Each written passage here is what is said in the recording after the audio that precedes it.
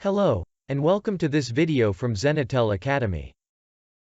In this video, we will show you how to configure a SIP trunk in an AlphaCom or ICX system. SIP is a standard for voice over IP telephony. The ICX and AlphaCom uses SIP trunking for interconnection with external telephony equipment, such as SIP IPBXs and call managers, analog telephone gateways, and mobile telephone gateways.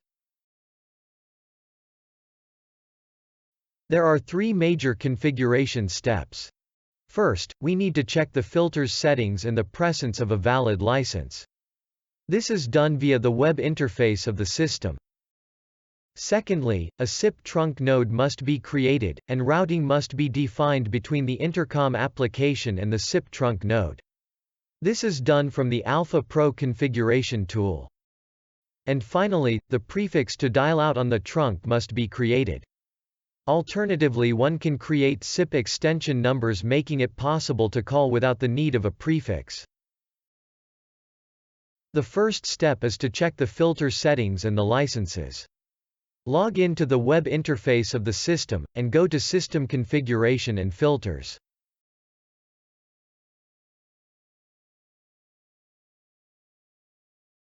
The SIP trunk is using UDP port 5060 for signaling, and a range of ports for audio. Make sure these are enabled for the Ethernet port used by the SIP trunk. By default, these ports are enabled for Ethernet port 1. Now go to System Configuration and Licensing.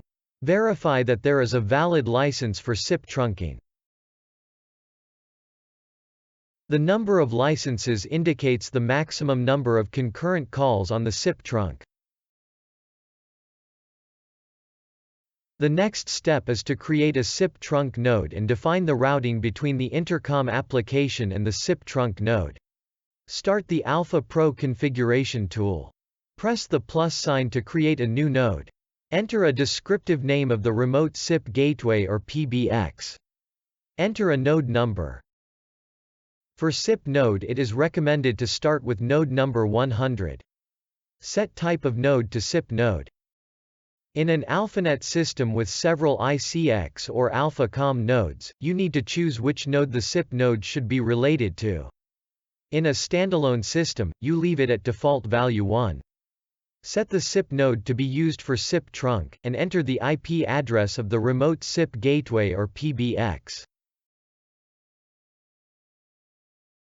The class of service defines what features should be available for users calling in via the SIP trunk.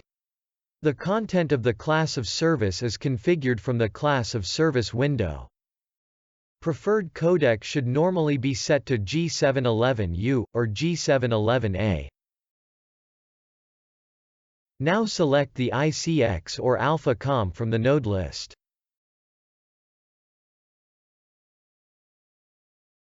In Net Routing, select Insert, and pick the SIP node. In the list of data links, choose SIP link. The remaining fields are automatically filled in.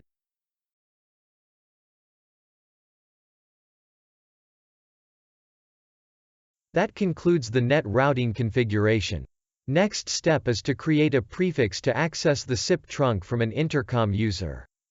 There are two methods to choose from. Two-stage dialing, also known as overlap dialing, is typically used towards SIP gateways. One-stage dialing, also known as en-bloc dialing, is normally used towards PBX or call managers. When using two-stage dialing, a connection to the gateway is established as soon as the prefix is dialed.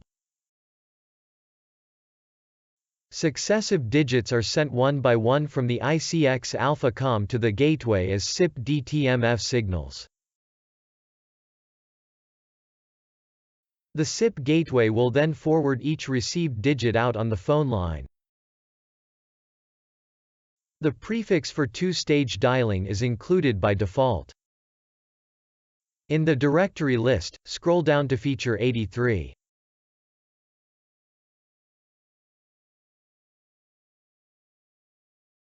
Here you will find that directory number 0 is a prefix to SIP node 100.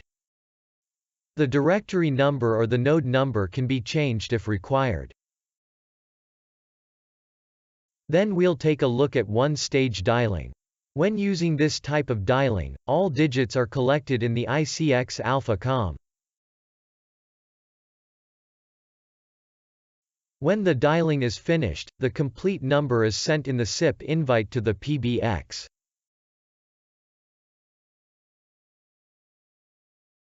Prefix for one-stage dialing is not included by default, and must be configured manually. In the directory list, scroll down to the default prefix, number 0.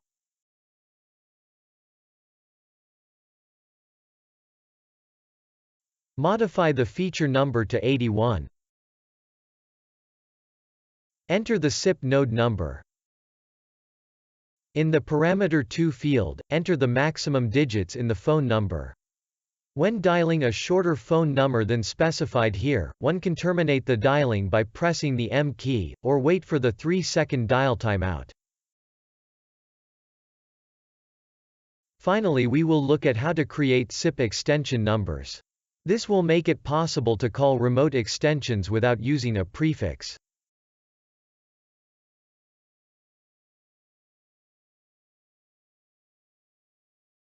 In the Users and Stations window, select a free user.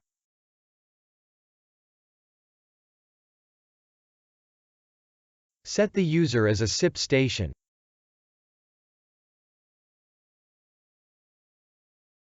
Enter the SIP extension number and a caller ID. In the Related to Trunk field, enter the node number of the SIP trunk. When you now dial the extension number, the call will be routed to the SIP node specified. Finally, you need to upload the new configuration to the server. The first time a SIP node is created, a reset is required for the settings to take effect. Thank you for watching this video. For more information, please visit our web pages at zenitel.com, and our wiki pages at wiki.zenitel.com.